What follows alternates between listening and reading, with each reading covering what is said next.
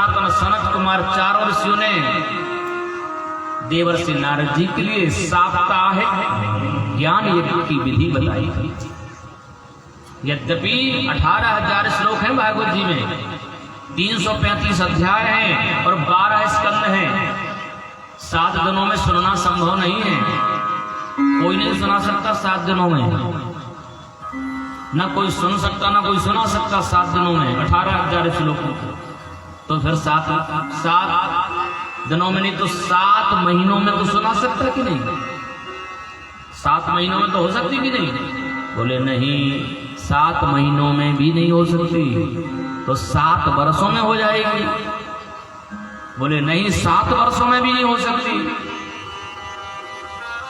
तो बोले 7 जन्मों में हो जाएगी। बोले 7 जन्मों में भी कथा होने वाली नहीं है। क्यों? क्योंकि रामचरितमानस में तुलसीदास जी कहते हैं, हरि अनंत हरि कथा अनंता, कहाँ ही सुनहि बहु विधि सब संता। हरि कौन है? अनंत है, और हरि की कथा क्या है? अनंत। अब बताओ, जिसका अंत नहीं है, जिसका आदि भी नहीं है और मध्य भी नहीं है और अंत भी नहीं है, तो उसकी कथा कोई कह सकता क्या? अरे 7 जन्म भी ले लोगे तो कथा पूरी होने वाली नहीं है। लेकिन कहाँ ये सुनेंगे? बहुविधि, माने अपने विधि के अनुसार, अपनी समझ के अनुसार जहाँ से शुरू करते हैं वही शुरुआत है, और जहाँ जय बोल दो वही कथा विराम है। बस ये मान लेना चाहिए। कभी मत सोचना कथा पूरी हो गई, कथा तो कभी पूरी हो ही नहीं सकती भगवान की, कैसे हो जाएगी?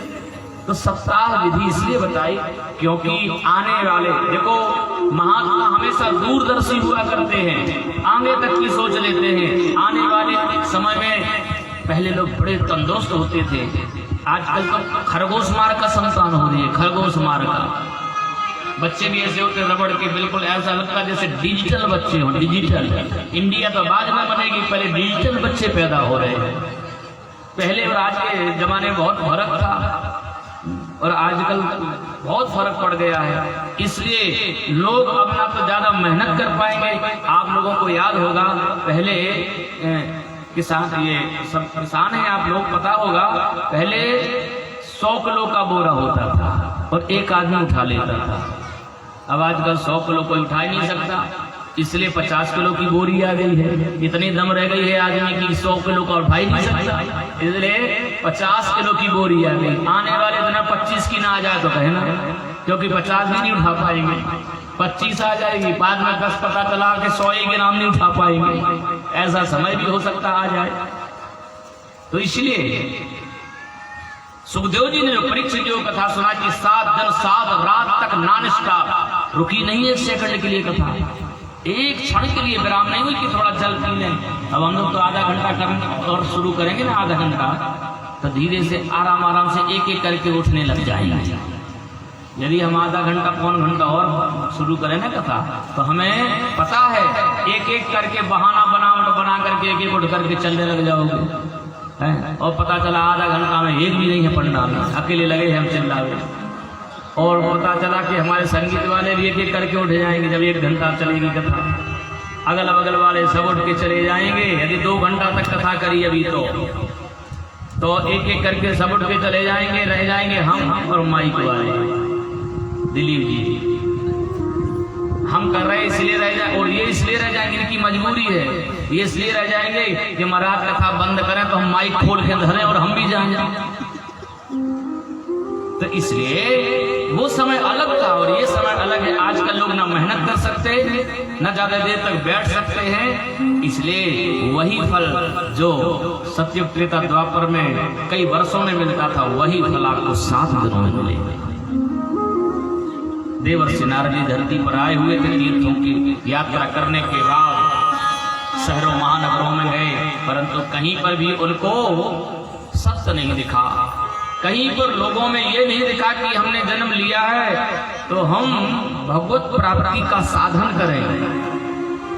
मंदिर में जाकर के क्या मांगते हैं? मंदिर में जाकर के क्या मांगते हैं? यही मांगते कि नहीं? जो ध्यावे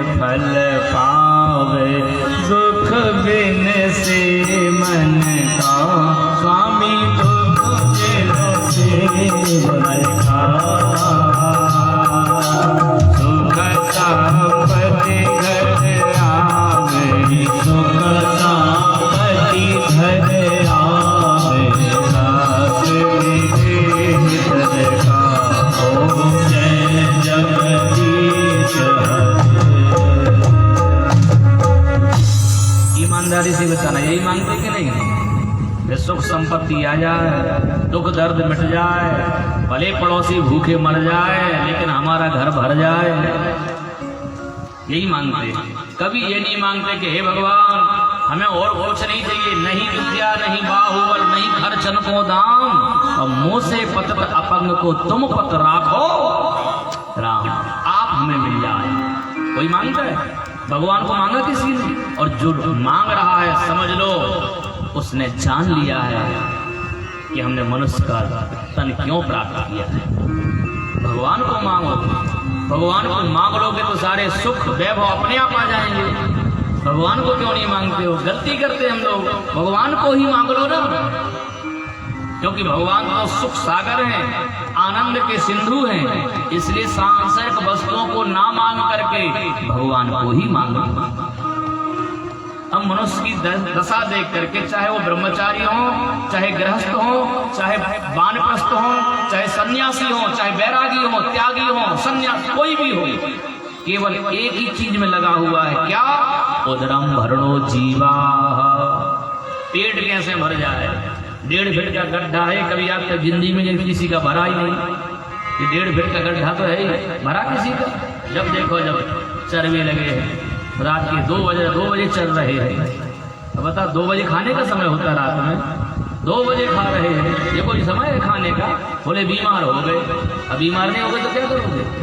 आयुर्वेद कहता है दोपहर के 12 बजे के बाद, दोपहर के 12 बजे के बाद 6 बजे तक पेट की अग्नि मंद होती जाती है। 12 बजे तक भोजन हो जाना चाहिए है। अब तो रात्रि में 2 बजे, 2:30 बजे, 3 ही बजे खा रहे हैं। अब यही पता नहीं आज का भोजन कर रहे हैं कि कल का कर रहे हैं।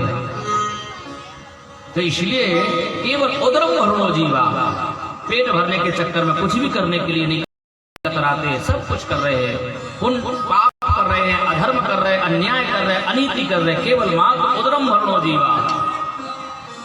बड़े बूढ़ों का सम्मान नहीं है, सारे आश्रम की व्यवस्थाएं खत्म, इसलिए नारद जी दुखी होकर के वृंदावन में आए। भक्ति देवी से भेंट हुई, जहाँ की जमुना जी के किनारे भक्ति देवी अपने दोनों पुत्र ज्ञान वैराग को गोद में लिटाए हुए हैं, बूढ़े हो गए बेचारे। भक्ति बड़ी दुखी है देवी, क्योंकि वो युवती है, युवा है, और दोनों बेटे बूढ़े हो गए। वहीं से नारद जी निकले, भो भो साधु क्षणम तिष्ठो मंचतामपि नाशय।